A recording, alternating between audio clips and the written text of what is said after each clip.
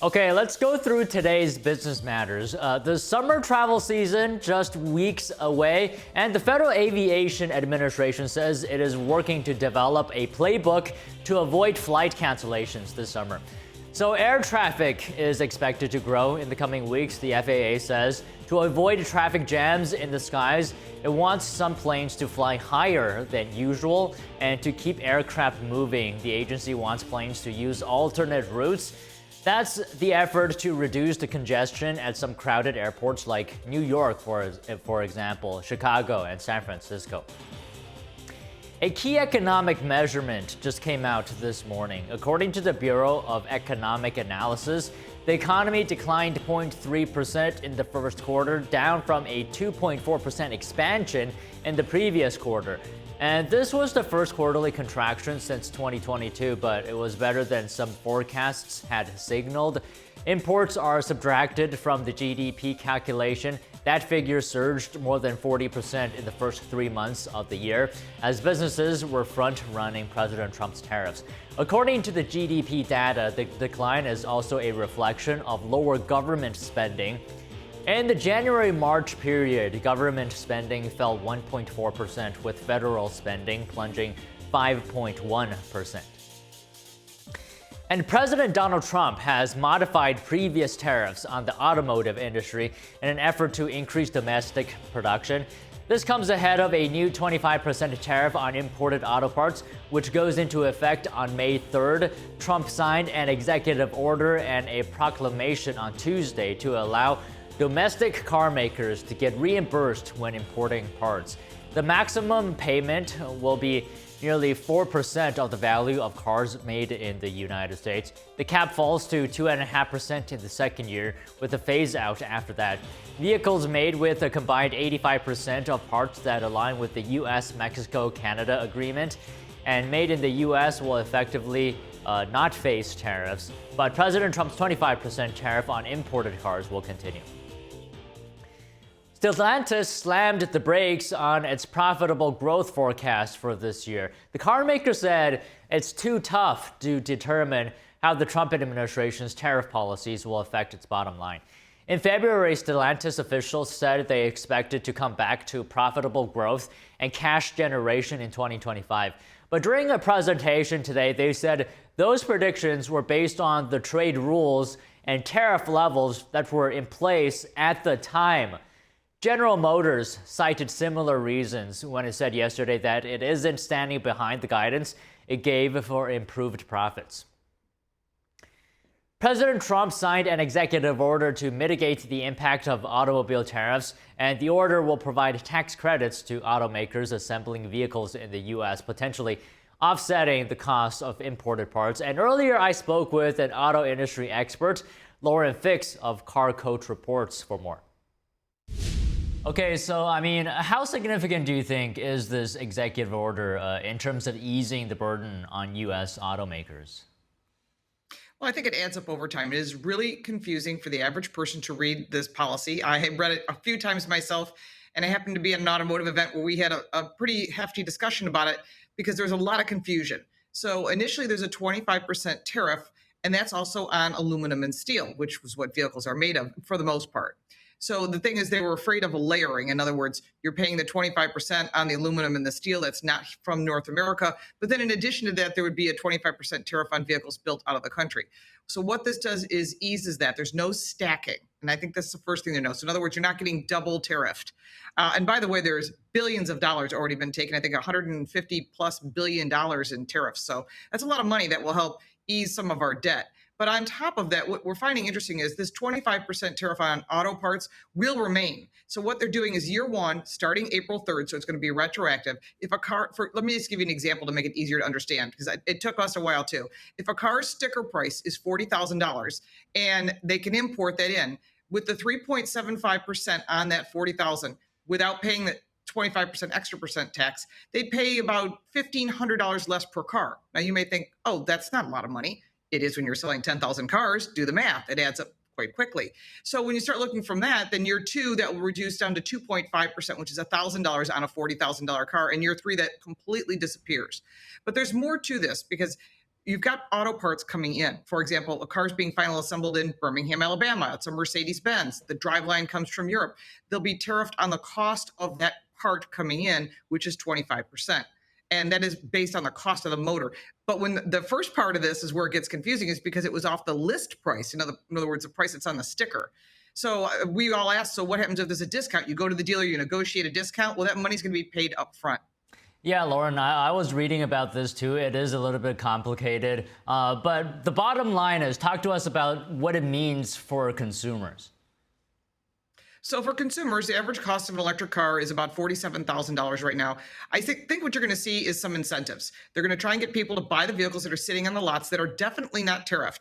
Once those vehicles are gone, which predictions are around the end of May, early June, that's when all those 3 million cars that have been sitting around that didn't sell because sales were off, people are going to start thinking, you know what, I do need a car, or my lease is due. I'm going to do that now. You're going to see higher priced vehicles. And it could go anywhere between 3,000. They could absorb it all. You could hear like Ferrari, prices are going up 10%. That's not going to impact their sales at all. And Porsche's going up 7%. Again, people that are buying Porsches, they don't care. And so when you start looking at the full package, the full impact to consumers, you'll probably see some vehicles go up in price. Many manufacturers like Hyundai has said they're going to absorb the pricing until June. Ford is starting to bring more production back to the US versus Mexico and Canada. But the whole goal in all this, which is interesting, is to bring Canada and Mexico back to the table for USMCA. Well, okay, Lauren, we're out of time for today. But again, thank you very much for coming on. Good to see you. Good to see you too. Social media app Snapchat is worried that its advertisers could disappear. The Snap company chose to withhold the second quarter guidance over the uncertain macroeconomic environment. Snap explained that macro conditions could impact demand from advertisers.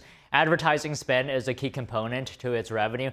Despite withholding its guidance, Snap reported ad revenue grew 9% year over year during the quarter. It also shared revenue growth up from last year to nearly $1.4 billion. Snap also saw the number of daily active users increase from the previous quarter. But the company's lack of transparency into the second quarter weighed on its shares. Snap stock was down over 12% at today's close. And Starbucks stock needs an espresso shot, it looks like, after a little caffeine crash over its second quarter earnings. CEO Brian Niccol acknowledged the downbeat results, calling them disappointing.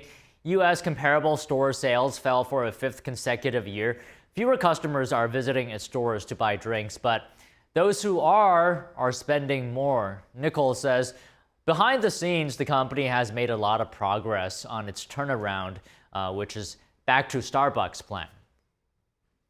Now, job seekers in the U.S. have had less options over the past few weeks. According to the ADP National Employment Report, private sector businesses added 62,000 positions in April. That's a sharp drop from the 147,000 that were added in March, and much less than what many analysts had expected. Among the areas that experienced layoffs were education and health services, information services, as well as professional and business services. But on Friday, the Bureau of Labor Statistics report for April will be released, and the two reports can sometimes be very different, so we'll have to wait and see. Partnership plans grounded twice. Now the third time could be the charm for JetBlue. Its leaders have made it clear it needs a partnership to better compete with larger airlines. JetBlue's president said it's getting ready to announce a new partnership with another U.S. airline with a larger network in the coming weeks. And this comes after the Justice Department blocked JetBlue's planned acquisition of Spirit Airlines, and the Northeast Alliance with American Airlines collapsed. Calling to the stand, Google Chief Executive Sundar Pichai, the search engine giant, is in the middle of a remedies trial. And this is a follow-up after U.S. District Judge Amit Mehta ruled last year that Google has an illegal monopoly over online search. As a solution, the Justice Department proposed forcing Google to sell its Chrome browser and require it to share user data like search histories with rivals. Pichai described the proposal as far-reaching and extraordinary. With the data sharing, he said this could allow rivals to effectively build the Google search engine from the outside. Google has long maintained it competes fairly. Meta is expected to rule on the case by August. Europe's second largest equipment supplier for semiconductors is investing in its U.S. production. This is in response to recent tariffs. The Dutch company has started manufacturing some tools for customers in the U.S., but ASML International has long had a presence in Arizona. Of its European peers, ASM is the most exposed to the U.S. market. U.S. sales accounted for more than 20% of its revenue last year. ASM also competes with major U.S. players. Analysts have warned that ASM is at risk of losing market share to them. Samsung expressing worry over future sales performance. It says economic uncertainty could affect its chip business. Here's more. Samsung has dropped its earnings outlook for the coming months amid global trade turmoil. The South Korean tech giant said Wednesday that US tariffs could cut demand for products including smartphones. It also said it expected its key semiconductor business to face greater uncertainty. The world's largest memory chip maker reported a small rise in first quarter profit as customers rushed to stock up before US tariffs kicked in. Operating profit hit just under $4.7 billion, up 1.2% on a year earlier and in line with the company's earlier estimates. Earnings at its mobile phone unit jumped almost a quarter, helped by the launch of new AI-enabled handsets. Shares in the firm traded roughly flat following the numbers, in line with the broader market.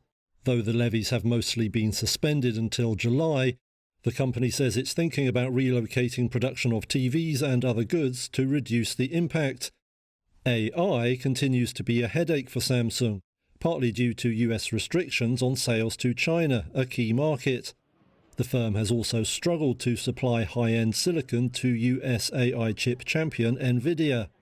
Local rival SK Hynix has streaked ahead in that market, last week reporting a 158% surge in quarterly profit as a result. Next, tariffs on China up, imports to the U.S. down. Retailers continue to warn that there could be product shortages as numbers across the logistics industry show a sharp plunge in Chinese exports. Here's the story. This is usually a busy season for imports in the U.S. In fact, ocean freight company Flexport says it normally sees an increase in bookings since this is when fall items start to arrive, like for back to school and Halloween. But the firm says it's seeing container bookings from China to the U.S. down as much as 60%.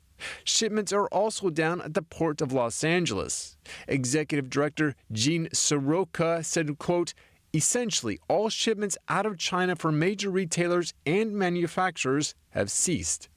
As it stands in the trade war between the U.S. and China, U.S. import duties on Chinese products stand as high as 145%.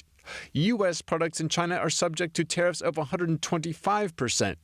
Retailers of all sizes warn there could be product shortages and/or price hikes. Executives from Target, Walmart, and Home Depot met with President Trump last week to discuss tariffs.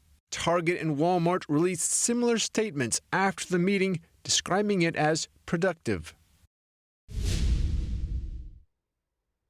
Logitech International will shift some of its production away from China, including its well-known computer mice. This is to mitigate the impact of U.S. tariff policies. The U.S. is the company's largest market, accounting for 35% of its sales, but all of the company's products are manufactured outside the United States. The Swiss-American company currently makes about 40% of its U.S. products in China. Logitech now hopes to reduce the proportion of Chinese-made products shipped to the U.S. to 10%. The company is looking to shift more of its product and production to Vietnam, Taiwan, Thailand, Malaysia, and Mexico. Other moves include raising U.S. prices by about 10% to compensate for the tariffs. Meanwhile, Walmart is launching a program for American small business owners. It's called Grow With Us and aims to teach entrepreneurs how to grow with Walmart, as well as avoid the usual pitfalls small businesses encounter. NTD's Shar Marshall has more. Walmart is launching a new program aimed at expanding its support of American small businesses. It's called Grow With Us, with the U.S. in capital letters, and is designed to help U.S.-based entrepreneurs bring their made-in-America products to a national stage. Walmart says that when their suppliers grow with them, everyone benefits, including the community. As an example, Walmart tells the story about Milo's Teas, which just opened its newest manufacturing facility in South Carolina last week. The business, which was founded in 1946, began hand-delivering Milo's tea to a single Walmart location in Birmingham, Alabama in 1990. Milo's has now grown to include 4 manufacturing and distribution facilities, over 1,000 local jobs, and placement in nearly every Walmart store across America. Walmart's Grow With Us program has 4 steps. Step 1, learn. Walmart Supplier Academy offers a free 30-module e-learning course to help small businesses succeed in Walmart's U.S. stores and online marketplace. Step 2, get discovered. Businesses can showcase their products through Walmart's product discovery opportunities, which includes several tools and pathways. Step 3, mentorship. Select participants are matched with experienced mentors to help navigate the retail landscape. Step 4, financing. Eligible small businesses can apply for financial support through Walmart's early payment program and Bridge Marketplace. Walmart's new program is designed to help small businesses at their most critical time, when they're just starting out and could use mentorship and resources. 2024 study by the University of North Carolina found that about 79% of small businesses survive their first year, which means only 21% of small businesses fail in that time frame. Where things get tricky statistically is within the first 5 years, when more than 50% of new businesses fail. If the Grow With Us program sounds like something for you, you can register your business at walmartsmallbusiness.starssmp.com. Sean Marshall, NTD News. And just quickly before we go, U.S. stocks rebounded today, with the Dow and S&P 500 closing higher despite earlier losses. Consumer spending in March jumped 0.7%, and that's indicating continued strength, but labor market growth slowed sharply. Inflation cooled, easing stagflation fears. Investors now expect Fed rate cuts, but officials remain cautious. Earnings reports, especially from AI-heavy tech firms, are being closely watched amid signs of slowing investment. S&P 500 and the Dow fell for the month, however, reflecting ongoing market volatility 100 days into Trump's second term. And that's it for today on Business Matters.